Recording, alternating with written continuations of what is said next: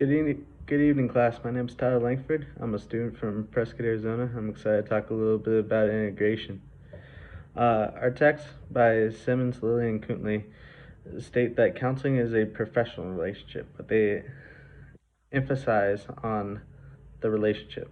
This can be seen on page 145 of our textbook, and I believe that it is the truest thing that we can learn as counseling students is that it is a professional relationship, but like any relationship, it requires time, trust, commitment, and a whole lot of care and love.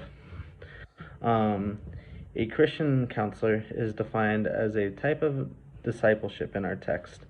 Um, and that I believe is true as well, is that Christian counselors can take on many forms as lay leaders in the church, as I did as a youth leader, by um, caring and loving on kids and helping guide them to making their own decisions, but having the leniency to use the, the different principles of our faith and our Christian values as well.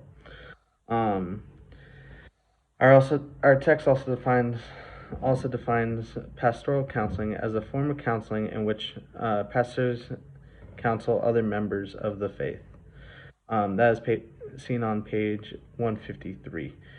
I got to see this firsthand with my father being a pastoral counselor and a chaplain.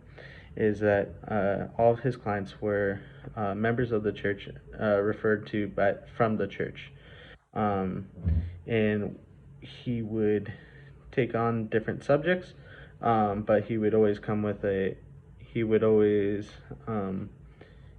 pastoral biblical approach, and to my knowledge, um, his his clientele, if you will, was members of the church. Um, professional counsel, a professional counseling with Christian worldviews is different in that they still follow the rules and ethical and ethics established by the licensing board.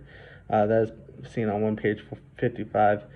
This is a line that can be crossed as a professional counselor by imposing faith or biblical principles onto the client.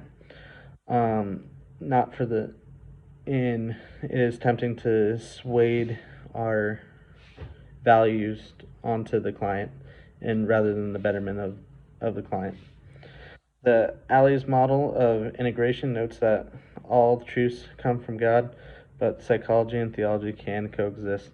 I believe that this is true, because I've learned a lot from psychology, um, in how people respond, act, develop, etc. This is important when counseling people. And the code, but most importantly, the code at A4.B states that counselors must respect the diversity of their clients, even when they have different values. And